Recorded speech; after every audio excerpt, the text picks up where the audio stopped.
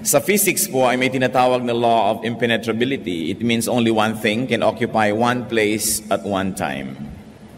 Kaya naman, sa buhay natin para tayo mapagpala, ano kaya na mga kabaligtaran ng pagpapala ang dapat mawala? Ano ang dapat lumabas sa ating buhay para may pagpapalang pumasok? Ano ang dapat na itigil at mahinto para magsimula ang pagdaloy ng pagpapala? Ang atin pong mensahe, pinamagatan nating 7 Stops for a Blessed Life. 7 dapat itigil at ang pagpapala ay dumaloy o kaya magsimulang dumaloy ng lubusan. Salamat po sa kalayaan naming sumamba sa inyo sa sandaling ito. Salamat sa ligaya na ibinibigay ng pagsamba. Salamat sa mga awit at sayaw, sa tugtog. Salamat sa tinatamasa naming kalusugan, Panginoon. Sa paglapit namin sa iyo, patuloy kaming nagpapalinis. Humihingi kami na linisin niyo kami ng iyong dugo. Ilapit mo sa amin, Panginoon, ang iyong liwanag. At nang sa ganon, ay matapunan ng liwanag ang aming mga kadiliman. Buksan niyo po ang aming isip. Bigyan niyo po kami ng pusong mapagpakumbaba na handang makinig at sumunod sa inyo. At nawa ang salita niyo, Panginoon, ay mag-ugat, yumabong, mamulaklak, magbunga sa aming buhay. Ang gusto po namin, Panginoon, makipagniig sa inyo.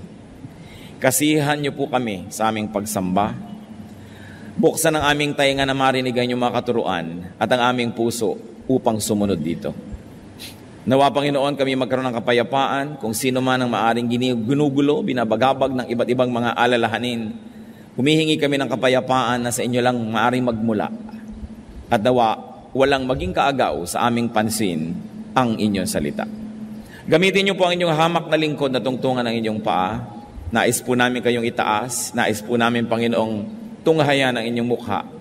Nais namin humawak sa inyong kamay. At nang maakay niyo kami sa tamang landas, turuan niyo po kami. Kayo pong maging tunay na tagapagsalita. Gamitin niyo lamang po ang inyong lingkod. At sa inyong pangalan at sa inyong likuran nagtatago ang inyong lingkod. At ang lahat ng mga kahinaan at mga kamalian at kakulangan, punuan niyo po. At nawa, pagpalain niyo ang lahat sa amin ngayon. Lumakad nawa ang iyong espiritu sa aming kalagitnaan. At kami, Panginoon, ay bigyan niyo ng isang bagong lakas, isang bagong karunungan, isang bagong pag-asa. Sa ngalan ng Panginoong Hesus, itinataboy namin ang anumang masasamang espiritu at binibigo ang mga balak ng anumang masasamang tao sa aming paligid. At ang aming Panginoong hinihingi ang inyong pagtatanggol. Iadya niyo po kami sa gawa ng masasama. Ganon din ang dalangin namin para sa aming sambahayan, sa aming mga nasasakupan at mga mahal sa buhay na di namin kasama ngayon. Nawa kayo rin pong mag-ingat sa kanila. Nawa ang kapayapaan niyo ay maghari sa aming puso at ang salita niyo matanim na parang mabuting binhi. Hinihiling namin na inyong presensya at kami nananalig na inyong ibibigay ang hinihiling namin sapagkat ito ay aming Panginoong hinihiling sa pangalan ng iyong anak, ang aming tagapagligtas na si Jesus. 7 Stops for a Blessed Life. Sabi po sa Jeremiah 7 verses 5 and 7, "If you really change your ways and your actions, then I will let you live in this place."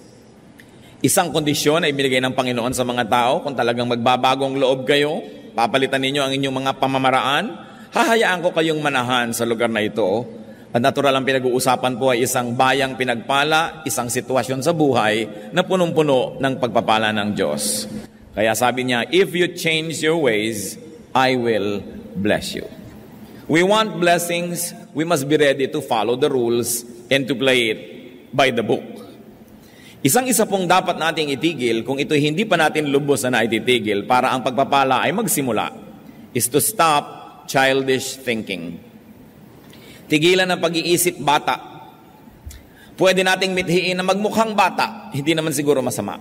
Pero ang mag-isip bata ay dapat ng talikuran because it is limited, simplistic, and selfish. 1 Corinthians 14:20, "Brothers, stop thinking like children. In regard to evil, be infants, but in your thinking, be adults." So, atin pong bigyan ng diin, in regard to evil, be infants. Sa lahat ng bagay na may kaugnayan sa kasalanan at kasamaan ay maging isip bata, maging isip musmos.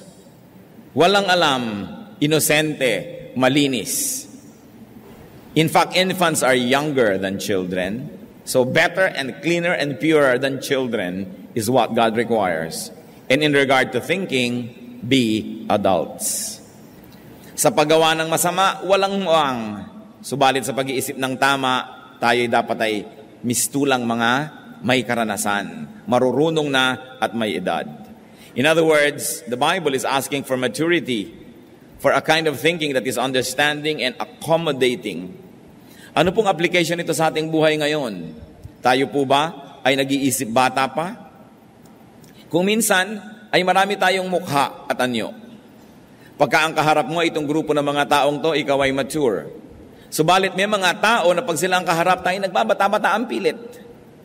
Pinipilit natin na tayo yung inuunawa, tayo lagi yung inaasikaso, tayo lagi ang iniintindi. Sabi, kailangan na tayo mag-mature sa maraming paraan. One of the saddest things that you can ever discover is not seeing people for a long, long time, and then after many years, when you see them, to discover that they have not matured at all.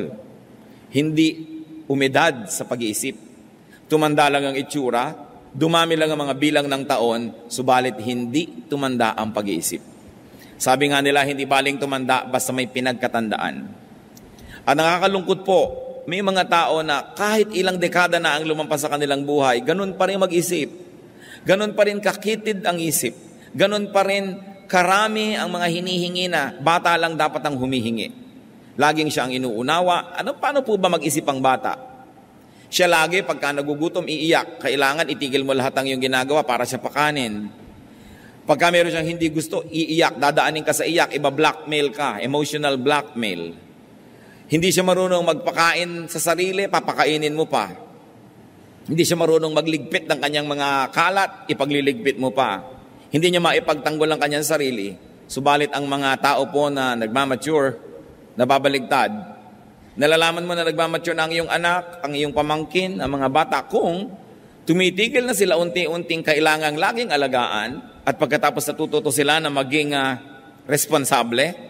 At pagkatapos, sila na ngayon na nag-uumpisang mag-alaga sa iba, sa mga nakakabata, sa kanila o sa mga sobrang matatanda na, then we really show signs of maturity. Kahit po sa ating espiritualidad, kung lagi ka na lamang na kailangang ipanalangin, kailangan ka laging paalalahanan, ligaw-ligawan para umattend sa worship, sundu-sunduin, ibig sabihin, isip bata pa tayo. Kasi tayo pa yung inaalagaan. Pero dapat dumadating na sa panahon na tayo naman naghahanap ng aalagaan. Sino naman kaya ang aalagaan ko? Ano naman kaya ang gagawin ko para makapag-alaga ng iba? Napakahalaga na gumraduate tayo from being childish to maturity. At ang ating dalangin sa Panginoon, bawat isa po tayo ay makapag-isip-isip, saang larangan ng buhay kaya ako immature? Sapagkat yung pong mga immature o isip bata, sila ang kahuli-hulihang nakakaalam na sila isip bata. Kaya kung sa palagay nyo po, ay hindi kayo isip bata, baka tayo yung kandidatong mag-isip na isip bata tayo. Kaya siyasatin ang sarili. Isa pa pong dapat itigil is to stop ways that do not work. Tigilan ang ating mga pamamaraan na talagang nagasgas na pero hindi naman tumatalab. May mga pamamaraan tayo ng pakikitungo sa ating magulang, hindi naman tumatalab. Ganon din pakikitungo sa asawa, sa anak. Mga pamamaraan at ng pamumuhay, pero wala namang epekto, hindi naman nagbubunga ng mga gusto natin, dapat nating palitan yan. Sa 1 Timothy 5:23, ano po ang payo ni Paul kay Timothy? Stop drinking only water and use a little wine because of your stomach and your frequent illnesses. Baka naman yung mahilig sa inyo maglasing, biglang ito ngayon ang inyong favorite verse. Hindi naman paglalasing ito, yung wine, yung table wine, nakasabay sa pagkain. Yung wine na ininom din ng Panginoon doon sa Lord's Supper. Hindi nakalalasing na inumin, kundi kasabay ng pagkain, lalong-lalo na doon sa Mediterranean area. Sabi ni Paul, alam mo na yung kaiinom mo lang ng tubig, hindi tumatalab, yung sakit ng tiyan mo hindi gumagaling, ay tigilan mo ang pag-inom lang niyan at uminom ka ng kaunting wine, at nang sa gayon ay gumaling ang iyong karamdaman. Sapagkat alam niya naman nung araw, ang mga tubig ay galing sa mga balon, galing sa kung saan-saan, maaaring may dalang sakit. At dahil itong mga missionary ay kung saan-saan umiinom, kung saan-saan nakakarating, maaaring kung ano-anong mga karamdaman ang natatanggap nitong katawan ni Timothy. Kaya sabi ni Paul, huwag na muna yan ang iyong inumin because obviously it doesn't work. Bagamat ang pinag-uusapan po dito is a purely medical issue, maaari tayong kumuha ng inspirasyon sa verse na ito para sabihin, ano ba ang mga iniinom kong di tumatalab? Ano ba ang ginagawa ko sa buhay na hindi naman nagbubunga ng kanais-nais? Tumatala ba ang mga pagdadabog ko? Tumatala ba yung isang linggo kong hindi kakausapin ng asawa ko o lalo lang nainis? Lalo lang kami nag-away? Tumatala ba ang aking psychology na ginagamit sa aking anak o baka hindi naman? Epektibo ba ang aking paraan? Sa kakuriputan ko ba, sa kadamutan at sa katinoan, yumaman na ako? Lumuwag na ba ang aking buhay o hindi naman? Baka kailangan palitan na yung paraan na yan. Kasi yung iba sa sobrang nilang kakuriputan, sa sobrang pag-iingat sa sarili at paglalaan sa kinabukasan, wala't wala rin naman, wala pang kaibigan, wala pang nagmamahal. At kung biglang nanigas at namatay, walang dadampot para man lang maglibing. So, epektibo ba ang ating paraan? Kung tayo po yung mga panganay na anak, epektibo ba ang paraan natin ng pagdodomina sa ating mga kapatid o lampas na kayo ng 20, 30 years old? Abay, tama na yan. Kasi kung kayo ay 18 at ang kapatid nyo ay 10, dapat lang na leader kayo kasi ang dami nyong alam na di niya alam. Pero kung 28 na kayo at siya ay 20, konti na lang ang alam nyo na di niya alam. At kung 38 na kayo at siya ay 30, pareho na lang kayo ng alam. Sa katunayan, kung 58 na kayo at siya ay 50, baka marami na kayong nalimot at mas marami na siyang alam. Nagtataka ko kuminsan pati sa magkakapatid, 80, 70, 60 years old na, hindi pa magtrato ng pantay-pantay. Sobra pa rin nang dodomina yung mga matatanda na akala mo higit lalo siyang maraming alam kaysa doon sa iba. Alam niyo po, dumadating tayo sa edad na nag-aabot-abot na yung mga alam na yan. Kaya, tama ba yun? Tama ba ang pamamaraan natin? Kuminsan, yung pressure na ibinibigay ng magulang sa mga anak, tama ba? Does it work? Yung mga kahigpitan natin, tumatalab ba? O yung sobrang luwag natin, maganda bang nagiging bunga? Dapat po tayong laging magsuri kung ang ating mga pamamaraan ay mabisa. And we should learn from this principle. Sabi ni Paul, stop taking only A because it doesn't work. Take B. What else should we stop? Stop when you have to give way. Kung kailangan magparaya, kailangan magbigay daan, kailangang magbigay ng espasyo para sa iba, maaari natin yang gawin. Stop talking to give way to inspired speakers. Stop being a hindrance to blessing. Stop hugging the limelight if an anointed person must be given attention. Kung minsan po, laging gusto natin tayo ang nangingibabaw, tayo ang nangunguna, tayo ang merong last say, tayo ang lagi na lamang merong final authority, mag-isip-isip tayo. Sapagkat yung karunungan, yung kahusayan, yung inspirasyon, ay naglilipat-lipat yan kung minsan ng puso sa paglakad ng panahon. Walang isang tao na siya lang may franchise to wisdom. Kahit pa nga siya ang pinakamatanda, kahit pa nga siya ang pinakamarunong dati, o kahit pa nga siya ang pinakamaraming pera. Dapat marunong po tayo magbigay. Kahit nga sa ministry, sabi sa 1 Corinthians 14:29 to 33, 2 or 3 prophets should speak, and the other should weigh carefully what is said.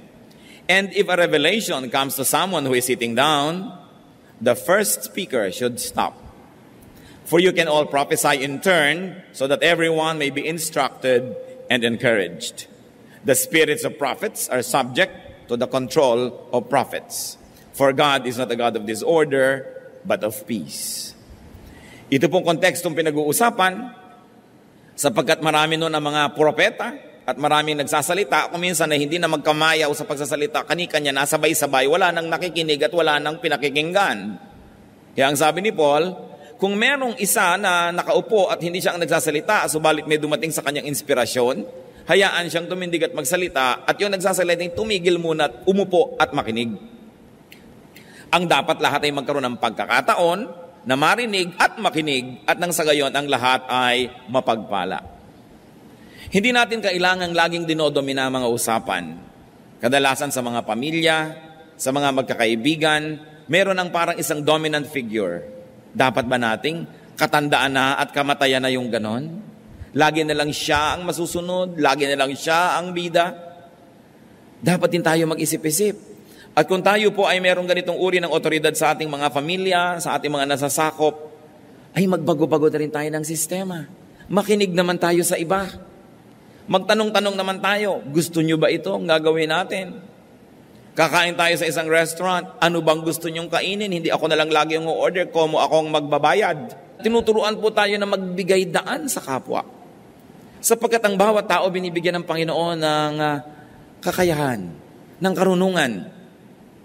At kung susupilin natin sila ng susupilin, lagi na lang isa ang susundin ng lahat, at hindi siya magbibigay daan, maraming buhay ang masasayang. Nabuhay, namatay, hindi man lang narinig ang tinig, hindi man lang nakapag-ambag ng karunungan, o kaya hindi man lang napagbigyan. And that is very unkind to do, not to give way to people. Kaya kung sino man po ang may positions of authority, positions of prominence, we've got to think about these things. Magbibigay-bigay naman ako. Hindi laging ako na lang. At pag nangyayari po ang maituturing sa biglang tingin na maliliit na bagay na ito, doon lamang natin makikita ang Espiritu ng Diyos na kumikilo sa ating buhay. Na yung pala, ang tunay na kadakilaan ay yung pagpaparaya. Na ang tunay na tayog ng isang pagkatao ay yung pagbibigay daan sa iba. Hindi laging tayo ng tayo. Kahit kung minsan sa magnobyo, kung nakagawian na laging si babae ang nasusunod, tau-tauhan na lang yung lalaki. O kaya yung lalaki ang nasusunod, anino na lang yung babae. Hindi ganyan ang pakikisalamuha at pakikitungo. Kailangan tayong maging makipagkapwa. Kaya napakaganda po ng salitang Tagalog dyan yung makipagkapwa, kapwa, tao. Ano ba yung tao? Yun ang kahulugan ng lahat ng nilikha ng Diyos na mabubuti at maganda sa atin. Hindi tayo hayop, tayo'y tao.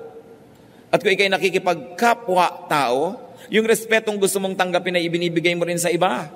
Kung gusto mong tumatahimik sila pag ikaw'y nagsasalita, ay tumatahimik ka rin pag nagsasalita sila. Kahit mas bata sila, kahit mas mahirap sila, kahit mas mababa ang ranggo, dahil sila'y kapwa tao. Pareho lang tayong may kaluluwa, may damdamin, may espiritu, parehong nilikha ng Diyos, parehong nalulungkot at natutuwa, parehong may mga pangarap at mga hangarin. At kung pagbibigyan po natin ng mga ganyan, lalo tayo halimbawang may mga kapangyarihan, mga amo, ikaw na lang may karapatang magkaroon ng sakit ng ulo. Ikaw na lang may karapatang magkaroon ng mood. Ikaw na lang may karapatan na magpahinga. Kaya nga po yung mga sensitive na mga amo o mga employers, sinasabihan din niya, maski household help o bining, pag may isang umaga no gumising kang napakasama ng pakiramdam mo o hilo ka o masakit ang ulo mo, sabihin mo. At pagtatrabahuhin pa rin kita. Ganon kaya yon? Di sabihin mo para makagawa kami ng paraan. Kung kailangan mong humiga maghapon, paminsan-minsang nangyayari, kailangan binibigyan natin ng pagkakataong maging kapwa-tao, yung tao. Kasi lalo sa atin po, napakahirap sa ating mga household staff. Hindi na sila makadaing. Maliban na lang siyempre nangingisay at naninigas na talagang emergency case na, yun, malalaman na ng employer. Pero kung basta medyo may konting nararamdaman, medyo nahihilo-hilo, malay pa ba natin, natatanong ba natin? Magbibigay daan tayo. Hindi laging tayo lang. Kung sa sanlibutan ay nangyayari ang ganyan, hindi marapat mangyari sa mga anak ng Diyos. Because we are a royal priesthood, a holy nation, a people who belong to God. Na dapat nakikita hanggang sa mumunti nating pakikitungo sa ating kapwa, yung tayog ng salita ng Diyos.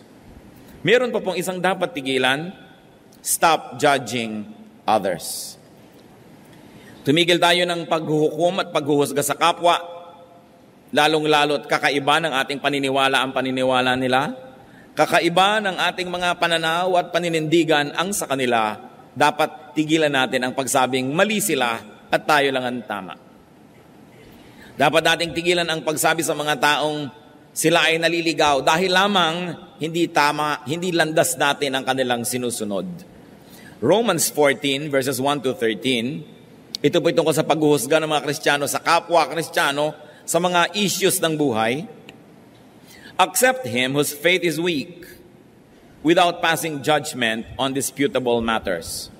One man's faith allows him to eat everything, but another man whose faith is weak eats only vegetables. The man who eats everything must not look down on him who does not, and the man who does not eat everything must not condemn the man who does, for God has accepted him. Who are you to judge someone else's servant? To his own master he stands or falls, and he will stand, for the Lord is able to make him stand. Ano pong unang binabanggit dito? Kasi meron mga tao na Hudyo ang kanilang pagiging background. Pagkatapos meron naman ng mga Gentiles na naging Kristiyano. Alam niyo po yung mga Hudyo, maraming di kinakain. Ngayon, yung mga Gentiles, lahat ng gumagapang, lumilipad, tumatakbo, lumalangoy, kinakain. So, i-judge naman ng mga Gentiles yung mga Hudyo. Ang arte-arte nyo naman. Yan, ang dami-dami yung hindi makain. Samantalang pinalaya na tayo ng Panginoon, nakainin ng lahat. Yan namang mga Jews, idina-judge nila yung mga Gentiles. Makasalanan kayo. Kumakain kayo ng palaka. Kumakain kayo ng mga hito. Kumakain kayo ng burong talangka, etc., etc. At sila ay nagsisiraan. At sabi ni Paul, huwag kayong ganyan. Kung ang gusto mo lang kainin ay gulay, gusto mo vegetarian ka, di vegetarian ka, pero huwag mong husgahan yung kumakain ng mga lumilipad na insekto. At ikaw naman, kumakain ka ng dinosaur, huwag mong pintasan yung gulay lang ang kinakain. Sabi, kanya-kanya tayong konsyensya, tumaharap tayo sa Diyos tungkol dyan. One man considers one day more sacred than another. Another man considers every day alike. Each one should be fully convinced in his own mind. So meron namang sobrang legalista kung kailan ang Sabat. Meron namang nagsasabi na, basta ang sabi ng Panginoon, 6 days of work must be broken by a 7th day of rest. Sa factory ako nagtatrabaho Tuesday ang off ko. Bakit ko ipipilit na maging Sabado yon? Matatagalan ako ng trabaho. Sabi naman nung nagpipilit na Sabado, di matagalan ka ng trabaho, magutom ka, pero sundin mo dapat ang Sabat, Sabado. Mag-aaway-aaway ngayon sila. Sabi ni Paul, may taong ang tingin niya sa isang araw na yun ang banal. Meron namang isa, ito ang banal. Di huwag kayong mag-away. Hayaan mo siya. Kasi lahat naman ng araw sa Diyos ay pareho. Siya naman ang lumikha ng lahat ng araw. At ang itinuturo po ng Biblia, on the 7th day you will rest. 6 days you shall labor, and on the 7th you rest. Mahalaga ba kung saan tumama yung 7? O ang mas mahalaga ay pinagpapahinga ka ng Diyos na walang 7 araw na tuloy-tuloy na pagtatrabaho? Magpapahinga ka. Kaya po ito'y pinag-aawayan ng maraming tao maging hanggang ngayon. Nalilimot nila itong sinasabi ni Paul dito na huwag kayong manghusga. Kung sa kanya yun ang banal, di yun ang banal. He who regards one day as special does so to the Lord. He who eats meat eats to the Lord, for he gives thanks to God. And he who abstains does so to the Lord and gives thanks to God. For none of us lives to himself alone, and none of us dies to himself alone. If we live to the Lord. And if we die to the Lord. So whether we live or die, we belong to the Lord. For this very reason, Christ died and returned to life, so that he might be the Lord of both the dead and the living. Then you, why do you judge your brother? Or why do you look down on your brother? For we will all stand before God's judgment seat. It is written, as surely as I live, says the Lord, every knee will bow before me, every tongue will confess to God. So then each of us will give an account of himself to God. Therefore, let us stop passing judgment on one another. Instead, make up your mind not to put any stumbling block or obstacle in your brother's way. So first of all, on dietary issues, sinabi, kanya-kanya yan. Sapagkat sa Old Testament, maraming regulasyon. Sa New Testament naman ay pinalaya ng Panginoon ng mga tao. Sabi niya, it's not important what gets into the mouth, but what gets out of it. So, alin ba dun sa dalawang susundin mo?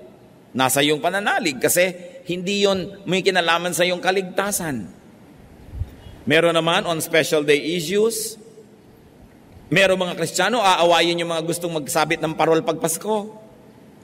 O ba't ka naglalagay ng Christmas tree? Pagan yan, evil yan. Wala akong kinalaman sa paganism nung araw. Naglalagay lang ako kayong pampasaya. Parang nagdagdag lang ako ng ribbon sa aking damit o buhok. Huwag mo sabihin evil to. Sapagkat yung mga bagay na yon ay pang-ibabaw, hindi naman nang pumapasok sa loob ng puso. On feasting or fasting. Sabi, kung ikaw ay kain ng kain, nagpapasalamat ka naman sa Diyos at kinikilala mo sa Kanya galing yon, di tinatanggap ka ng Panginoon. Gusto mo namang mag-ayuno at nagpapasalamat ka rin sa Diyos sa pag-ayuno mo, di tinatanggap ka rin ng Panginoon kung ano ang konsyensya mo na hindi lumalabag sa salita ng Diyos. Kasi pareho naman yan na may makukuha kang verse na nagsusupport Ibig sabihin, malawak yung pwedeng pagkilusan ng Kristiyano at pagkunan ng kanyang pagbabasihan ng kanyang ginagawa. Hindi katulad ng marami, naglalakad lang doon sa gitna ng kalsada na may puting linya, samantalang ang lapad-lapad ng kalsada. Merong mga Kristiyano, ganun Ang lapad-lapad ng mundo, ang dami-daming pwedeng gawin, napakalimitado ng ginagawa sa sobrang pagiging bookish. While it is not wrong to walk in the center of the road, especially if it's a pedestrian road, but you can move to the left and to the right with God-given freedom, and those who would like to walk on the left side or the right side should not be judged by those who walk only in the center. Hindi tayo dapat na naghuhusga sa ating kapwa. Ang Panginoon hindi pa nanghuhusga. Hanggang ngayon, ang Panginoon ay tagapagligtas pa rin. Kailan pa siya magja-judge? Pagbalik pa niya. O kaya, pag tayo ay namatay, kung alin man doon ang mauna, pero habang buhay pa tayo, hindi pa tayo hinuhukuman. So bakit ngayon tayo maghuhukom at maghuhusga sa ating kapwa? Pagka meron siyang ginagawa, sabihin natin, God is not yet finished working on him or her. Hindi pa tapos ang Diyos sa kanya.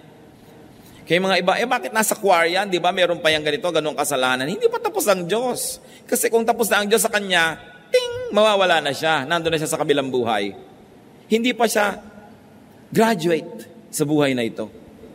Kaya sa halip na lagi nating sisilip-silipin ang mga kapintasan at kakulangan ng kapwa natin, ipanalangin natin sila, tulungan natin sila, at kung may konti tayong alam sa mabuti at magandang paraan, ituro natin sa kanila. Pero para husgahan sila dahil mas marami tayong alam, hindi yan ang dahilan kaya binibigyan tayo ng karunungan ng Diyos. Binibigyan tayo ng karunungan para higit tayong maging mahinahon, maunawain, matulungin, hindi para maging mapagmataas. Napakahalaga na hindi madapa ang kapwa dahil na-o-offend sila sa atin, nasisiraan ang loob dahil sa ating mga panghuhusga. We should stop measuring people only by our standards. Katulad din ng sinigang. Matabang ang sinigang mo. Sa ganyan ako magsigang Yan ang sinigang ko. Hindi yung ito ang sinigang dapat, ito dapat ang lasa ng ganito. Kasi kanya-kanyang pangluluto, kanya-kanyang nahiligan. Hindi naman moral issue yan para pagtalunan. Kaya dapat marunong din po tayong magbigay ng daan sa ating kapwa. Ba't natin pinag-uusapan ng ganito mga bagay? Sapagkat itong mga bagay na ito ang napapabayaan ng maraming Kristiyano. Sa ulo ang lahat ng Ten Commandments, ang lahat ng doktrina sa buhay, pero sa ganitong mga bagay, tayo nadadapa at nagkukulang. Ano pang dapat nating tigilan para ang buhay natin ay mapagpala? Stop grumbling. God has constantly taught against grumbling. Yung reklamo ng reklamo, katsang ng katsang, maraming comment, hindi na siya masaya, magre-reklamo pa para lumungkot din ang kapwa na sana'y masaya na, napalungkot pa niya. Laging maraming mga puna, maraming pintas. Dapat na itong itigil. Alam niyo kung bakit ito pinagdidiinan? Kasi 99% ng mga Kristiyano guilty pa dito. Walang tigil ng karareklamo. Walang tigil ng kahahanap ng maipipintas, ng mga kasiraan. Samantalang dapat hinahanap natin kung ano yung mabuti, kung anong maganda, kung anong mapupuri. Kung ano ang pagpapala na naroon na. John 6:43, stop grumbling among yourselves. Jesus answered. At isa ito sa mga paulit-ulit na turo sa Biblia, Old or New Testament alike.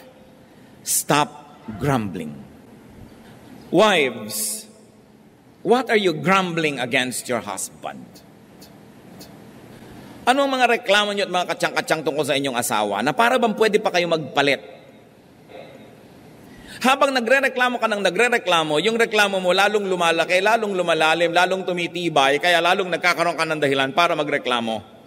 Samantalang habang pinupuri mo ang iyong asawa, yung mga kapuri-puring bagay sa kanya, lalo namang tumitibay, lalong lumilinaw, kaya lalo mo siyang namamahal at nababawasan ang iyong pagrereklamo. very seldom that husbands are grumbling against their wives among themselves.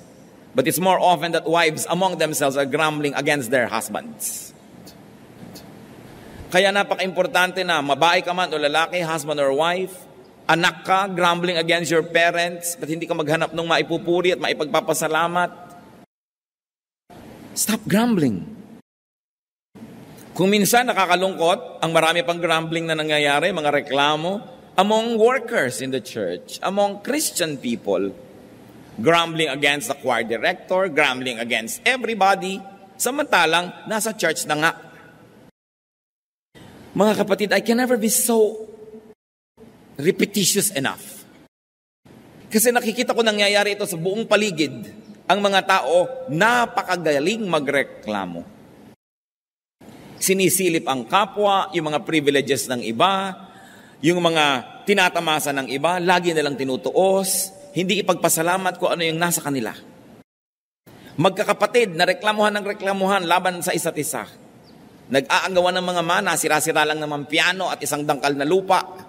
Magkakagagalit, grumbling against each other. Mga magbiyanan, yung mga manugang na walang ginawa kundi pag-usapan yung kanilang biyanang babae at chismisin at reklamuhan ang mga kanyalang mga kapwa. Alam nyo, meron akong 2 kilalang babae na talaga namang huwaran. Pwede natin ipagpagawa ng monumento kung paano umibig sa kanilang biyanan. At hindi si Ruth yun, matagal na siyang yumao. Mga babaeng nandito ngayon sa ating kapaligiran na talaga namang pag silang nakakausap mo, parang dapat lahat ng tao magkabiyanan. Pero natitiyak ko na ang mga biyanan nun may kakulangan din. Pero dahil nagpasya sila na mahalin ang kanilang mga biyanan. Alam nyo yan ay pagpapasya.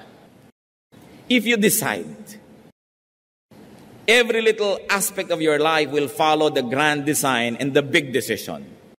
But if you have decided on the other side, then every little act and thought that comes into your life will follow that direction of grumbling. Yun pong mga hindi na natin mapapalitan na karakter ng buhay natin, magpasya na tayong mahalin sila. Sapagkat pag pinagpasyahan natin yan, madali nang sumunod ang maliliit na detalye ng ating buhay. Kung meron naman po tayong mga valid complaints, talagang dapat, anong dapat gawin? Di pag-usapan. At kung talagang humahanap po tayo ng solusyon sa ating mga reklamo, hindi natin sinasabi ang reklamo natin kung kani-kanino.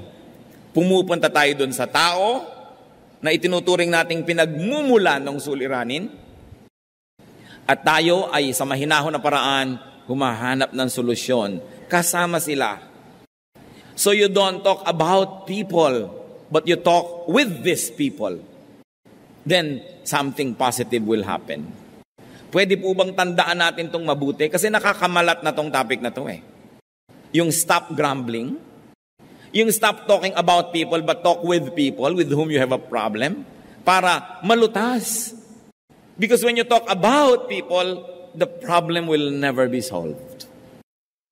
And because walls have ears and potatoes have eyes, even corn has ears, anong mangyayari? Makakarating sa pinag-uusapan nyo yung balita. Magsasalita din siya, makakarating sa inyo, lumala na ng lumala, samantalang hindi naman kayo nag-uusap. Ito isa na nating palitan na paraan. Napakalaki ng bigat na mawawala sa pasanin ng tao.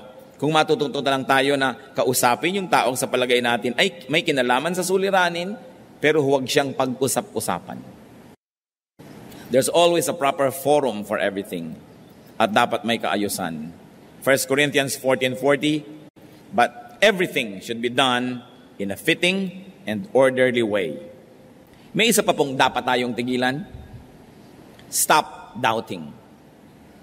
Faith is everything. John 20:27. Then he said to Thomas, this is the Lord saying to Thomas, put your finger here, see my hands, reach out your hand and put it into my side. Stop doubting and believe. Mga kapatid, mag-isip tayo. Anong pangako ng Diyos ang pinagdududahan nyo? Anong salita ng Diyos na napakalinaw sa Biblia ang pinagdududahan nyo? Sabi ni Lord, stop doubting. Believe. Ang nangyayari sa ating buhay ay inuukit at binibigyan ng anyo at kulay ng ating pananampalataya. Ang maaari lang maganap ay yung lang pinaniniwalaan natin. Faith can extend or limit us. Kaya napakahalaga, panindigan ang mga pangako ng Diyos. Hindi ibinigay, hindi isinulat ang mga pangako ng Diyos para pagdudahan.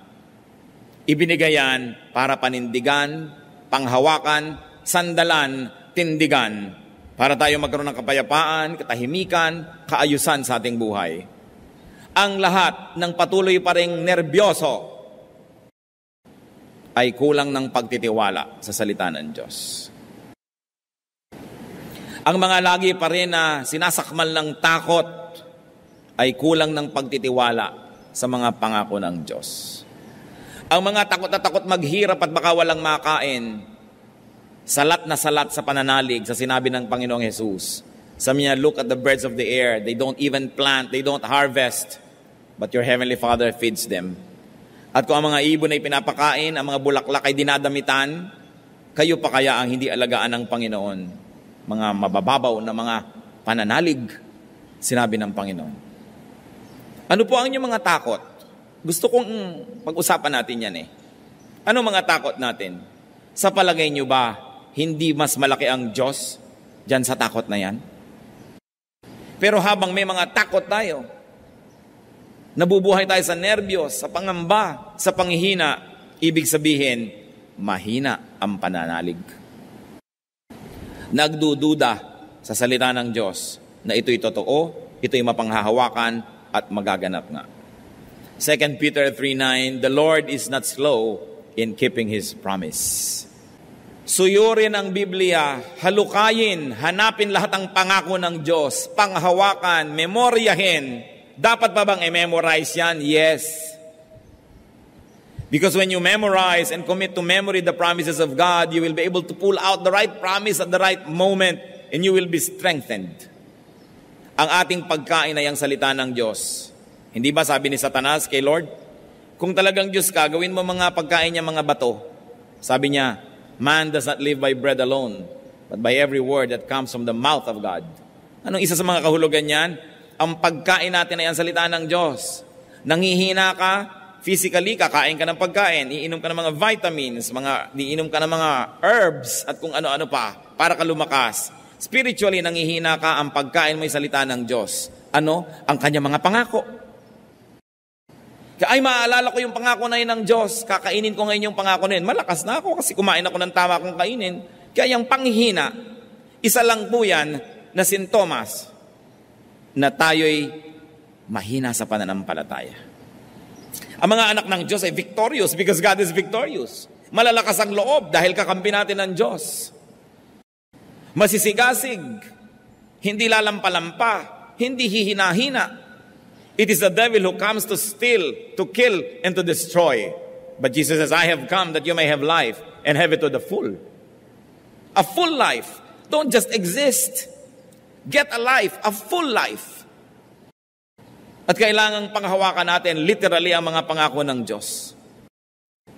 Pag sinabing ganon, gawin. Pag sinabing tigil, tigil. Pag sinabing go, go. Pag sinabing this is my promise, claim it. Nothing happens to people who do not believe.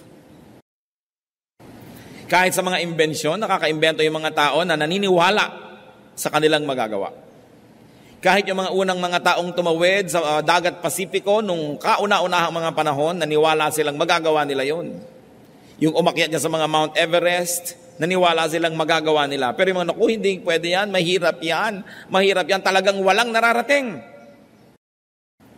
Kahit yung mahihirap na tao na napaasenso ang sarili sa tulong ng Diyos, dahil naniwala silang magagawa nila, habang lahat ng kanilang mga kaibigan ay nag-give up na, at nag-adik-adik na lamang, may mga nagpilit pa rin mag-aral, pinilit magsikap, ngayon umasenso sa buhay dahil naniwala sila.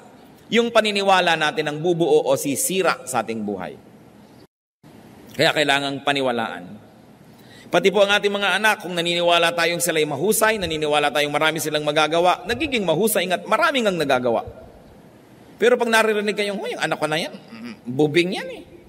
Walang pag-asa. Ganyan lang. Nagiging ganun ang performance nila. Kasi sila man na nawawala ng pananalig sa sarili. Kasi sinira na natin ang loob. At kung may isa pa tayong dapat pag-usapan ngayon na dapat tigilan, stop sinning. Remember the law of impenetrability. Only one thing occupies one place at one time. So anybody who sins has no space for holiness. And if there's no space for holiness, there's no space for God. If there's no space for God, there's no space for blessedness, for victory, or for fruitfulness. 2 Corinthians 5:17. If anyone is in Christ, he is a new creation. The old has gone. The new has come. Ilang beses na dapat nating bigkasin, basahin, usal-usalin ang mga salitang ito bago lubos nating maunawaan. Na ang isang taong na kay Kristo ay isang bago ng nilalang. Pero marami nagsasabi, born again ako, bagong nilalang, new creation, pero old habits, old sins, old ways. A new spirit is not compatible with old sinful hearts. There has got to be renewal all the way. Matthew 9:17, neither do men pour new wine into old wineskins. If they do, the skins will burst, the wine will run out, and the wineskins will be ruined. No, they pour new wine into new wineskins, and both are preserved. Napakaganda po ng talinghaga na ginamit. Kung may bagong alak, hindi pwedeng ilagay sa lumang sisidlan na usually mga leather, mga skin ng hayop. Sapagkat sasabog lang yon kung may bago kang ilagay. Sabi, lumang sisidlan, lumang alak. Bagong alak, bagong sisidlan. Bagong espiritu, bagong puso. Bagong tao, bagong buhay. Napakasimple ng analogy. There should be new ideas, new ministries, new actions if we have a new heart. 1 Corinthians 15:33-34. Do not be misled. Bad company corrupts good character. Come back to your senses as you ought and stop sinning. New life, new friends. New lifestyle. At kung tayo may nakikitungo sa mga dati nating mga pinakitutunguhan, ay dahil lamang gusto natin silang akayin sa tama, hindi para mulit-muli nila tayong hilahin pababa. At kung nakakahalata tayo ng ating mga dating mga kapalagayang loob ay hinihila tayo pababa, dapat kahit man lang pansamantala na tayo'y umiwas sa kanila hanggang tayo'y maging malakas, hanggang dumating tayo sa punto na gano'n na tayong kalakas na pag tayo nakikisalamuha sa kanila'y sila ang nahihila na natin pataas. Pero hindi maaari na umasa tayo na magkaroon ng bagong buhay, pero lahat ng mga luma nating mga pakikitungo na may kasamaan, kamalian at kasalanan ay ipagpatuloy pa.